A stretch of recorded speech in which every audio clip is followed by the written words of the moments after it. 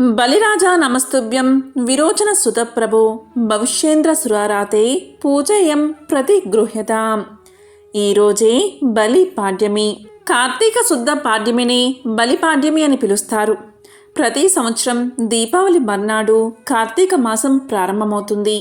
అయితే అమావాస్య తిథి తగులు మిగులు రావడంతో ఈ ఏడాది దీపావళి నవంబర్ 12న అయినప్పటికీ నవంబర్ 14 సూర్యోదయానికి పాడ్యమి రావడంతో ఈరోజు నుంచి కార్తీక మాసం ప్రారంభమవుతుంది.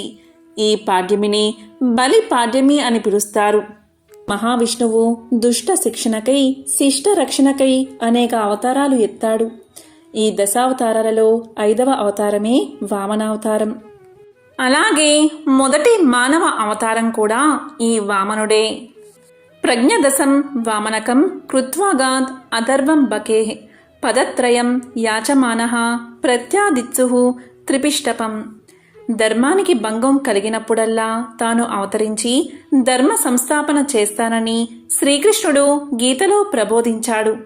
ఈ గీతా వాక్కుకు ప్రతిబింబమే దశావతారాలలో ఒకటైన వామనావతారం. వామనుడి అవతార చరితలో బలి వామనుల సంభాషణలో దురాశ పడకూడదని, తృప్తే మోక్షానికి సాధనమని తెలిపే చక్కటి సందేశం దీనిలో ఉంది. పూర్వం యుద్ధంలో దైత్యరాజైన బలిచక్రవర్తి ఇంద్రుడి వల్ల పరాజయం పొంది గురువైన శుక్రాచార్యుణ్ణి శరణు వేడుకున్నాడు. ఈ బలిచక్రవర్తి ఎవరో కాదు, ప్రహ్లాదుని మనవడు, వైరోచనుని కుమారుడు.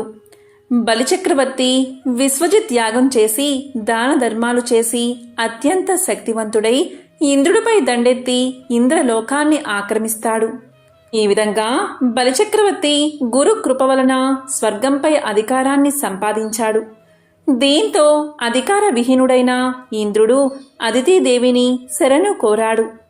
ఇంద్రుడి పరిస్థితిని చూసిన అదితిదేవి దుఃఖించి పయోవ్రతానుష్ఠానం చేసింది.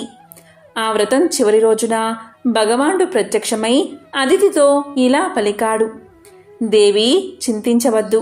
నీకు నేను పుత్రుడిగా జన్మించి ఇంద్రుడికి చిన్న తమ్ముడిగా ఉండి వానికి శుభం చేకూరుస్తాను అని పలికి అదృశ్యమయ్యాడు. ఇలా అదితి గర్భంలో భగవానుడు వామన రూపంలో జన్మించాడు. భగవంతుణ్ణి పుత్రునిగా పొందిన అదితి సంతోషానికి అంతులేదు. భగవానుణ్ణి వామనుడిగా బ్రహ్మచారి రూపంలో దర్శించిన మహర్షులు, దేవతలు ఎంతో ఆనందించారు. వామనమూర్తికి ఉపనయన సంస్కారాలు చేశారు. ఒకసారి బలిచక్రవర్తి భృగు కచ్చమను చోట అశ్వమేధ యాగం చేస్తున్నాడని వామన భగవానుడు తెలుసుకుని అక్కడికి చేరుకున్నాడు. బ్రహ్మ తేజస్సు దివ్య యశస్సులతో వెలిగే వటుడైన వామనుడు దండాన్ని, గొడుగును, కమండలాన్ని ధరించి ఒక విధమైన రెల్లు గడ్డితో మొలతాడుని, యజ్ఞోపవీతాన్ని ధరించి శరీరంపై మృగ చర్మము, శిరస్సున జడలు ధరించిన వామనుణ్ణి బ్రాహ్మణ రూపంలో యజ్ఞ మండపంలోకి ప్రవేశించాడు. అలాంటి మాయామయ బ్రహ్మచారి బ్రాహ్మణ రూపాన్ని చూసిన బలి హృదయం గద్గదమై వామన భగవానుణ్ణి ఉత్తమ ఆసనంపై కూర్చోబెట్టి పూజించాడు.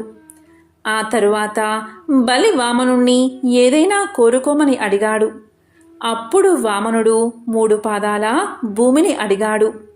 అందుకు బలిచక్రవర్తి సంతోషంగా అంగీకరిస్తాడు.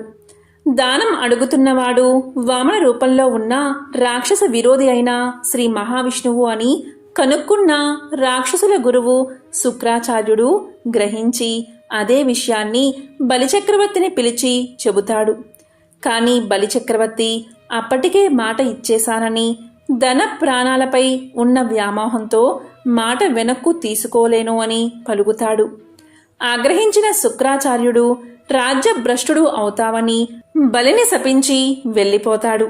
ఆ తరువాత బలి చక్రవర్తి వామనుడి పాదాలు కడిగి ఆ నీటిని తల మీద చల్లుకుంటాడు.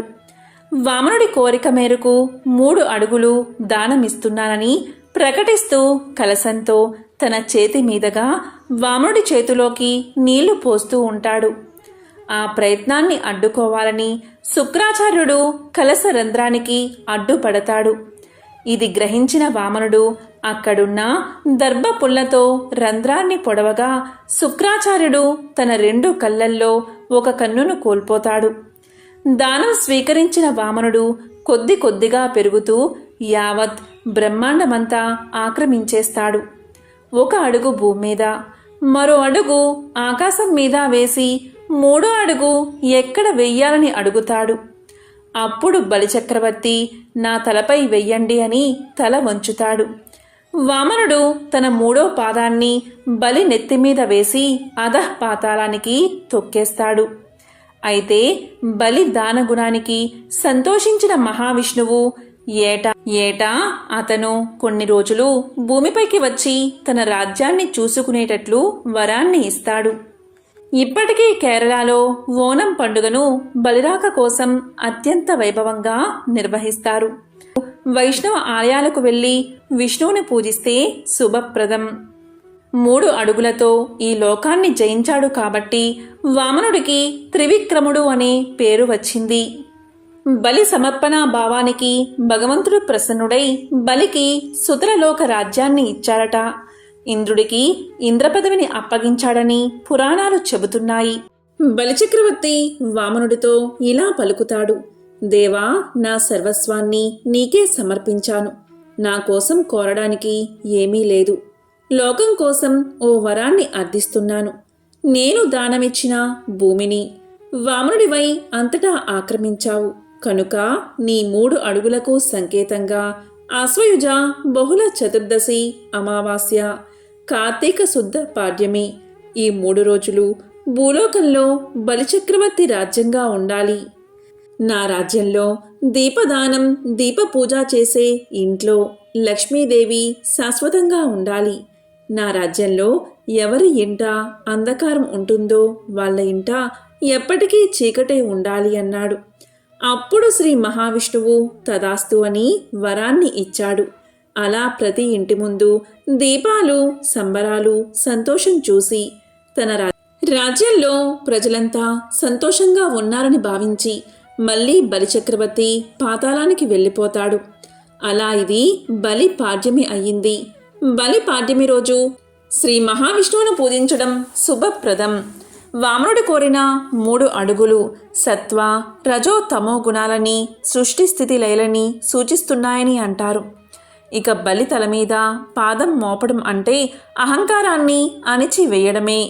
అజ్ఞానాన్ని పారద్రోలి జ్ఞాన దీపాలు వెలిగిస్తూ దీపావళికి స్వాగతం పలికిన వెంటనే అహంకారాన్ని వదిలేస్తూ బలి పాడ్యమి జరుపుకోవాలని చెబుతారు పండితులు. ఎంతో పవిత్రమైన విశేషమైన ఈ కథను ఈరోజు విన్నా, చదివినా, చెప్పినా, వినిపించినా సకల శుభాలు కలుగుతాయి. జన్మల దోషాలు తొలగి కోటి జన్మల పుణ్యం వస్తుంది. ఓం నమో నారాయణాయ. ఓం నమో భగవతే వాసుదేవాయ.